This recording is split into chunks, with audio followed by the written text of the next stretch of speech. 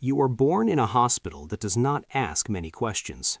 It is not the most luxurious hospital in the city, but it is the most cooperative.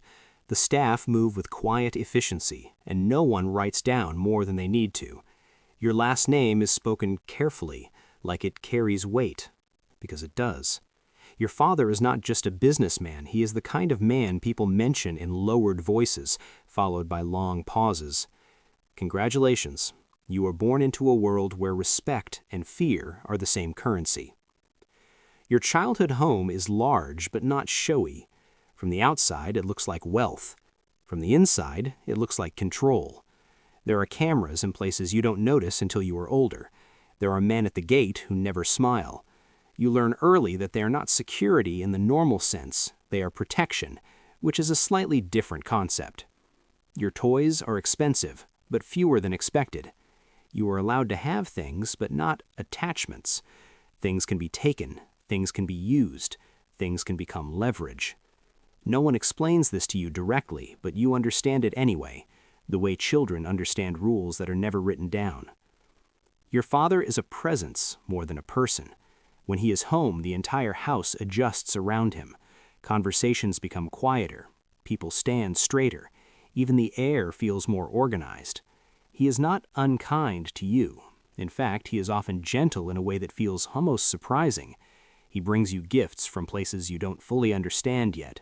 Watches, small gold trinkets, things that feel heavier than they should. He tells you something once when you were very young. Trust is expensive, he says. Don't give it away for free. You don't understand it then. You will. Your mother is composed, elegant, and careful with her words. She teaches you how to behave in rooms where everyone is watching and no one is saying what they mean. She teaches you posture, tone, and most importantly, when to stay silent. Silence, you learn, is not weakness. It is strategy. You do not attend a normal school. Instead, you are educated privately for several years, then transferred to a prestigious academy under a different version of your name. Not a fake one, just a quieter one that does not immediately change how people look at you. Even then you notice the difference. Some people are drawn to you without knowing why. Others avoid you without understanding it. You make friends, but you never fully forget what your father said about trust. You watch people carefully. You learn to read tone, body language, hesitation. You learn that fear has a pattern. By the time you were a teenager, you start noticing things that were always there. Conversations that stop when you enter the room. Phone calls that happen behind closed doors. Men who visit late at night and leave early in the morning. You hear words like deal, territory, problem, and handled. Handled is a very flexible word. There are rules in your house. You do not ask about business. You do not repeat what you hear. You do not bring friends home without permission. You do not use your last name to solve problems. That last rule is especially important because you could, and everyone knows it. You are 16 when you first realize exactly who your father is. Not in a dramatic way, not with a revelation, just a moment. A teacher speaks to you differently after seeing your full name on a document. A classmate apologizes too quickly after a minor argument. A parent at a school event looks at you, then looks away, like they've suddenly remembered something they shouldn't know. The world shifts slightly. You understand now. Respect and fear, same currency. By your early 20s, you are living a life that looks, from the outside, perfectly normal. You have an apartment, you study, or maybe you work in something legitimate, finance, law, something clean, something that does not raise questions. You go out with friends, you drink coffee in places where nobody knows your last name. You keep it that way on purpose. But the world you were born into does not disappear. It waits. Sometimes it shows up quietly. A car that seems to follow you for too long. A stranger who knows your name when they shouldn't. A phone call from your father telling you to stay inside tonight with no explanation. You listen. You always listen. Because the alternative is not theoretical. It is very real. There are moments when you are asked, indirectly, to help. Nothing obvious, nothing illegal on paper. A conversation here, an introduction there, being present in a room so that other people behave differently. You understand what is happening. You also understand that saying no is complicated.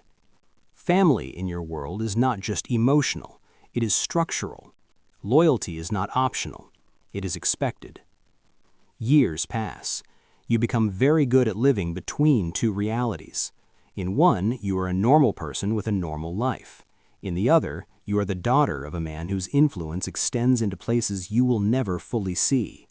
You learn to navigate both, carefully, quietly. There are losses, not always dramatic, sometimes just distance, friends who drift away when they learn too much, relationships that end because explaining your life requires explanations people are not comfortable hearing. You stop trying to explain. It's easier that way. Your father grows older. Men like him do not retire in the traditional sense, but they do slow down. Control shifts, new people rise, old alliances change.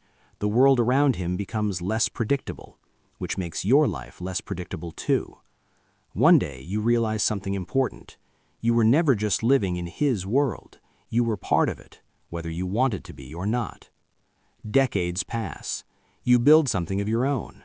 Maybe a business, maybe a life far enough away from everything that it almost feels separate.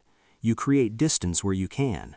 You hold on to normal things, routines, small habits, quiet spaces. You learn to appreciate ordinary safety. It feels rare. You grow older with a specific kind of awareness, the kind that never fully turns off. You notice exits in every room.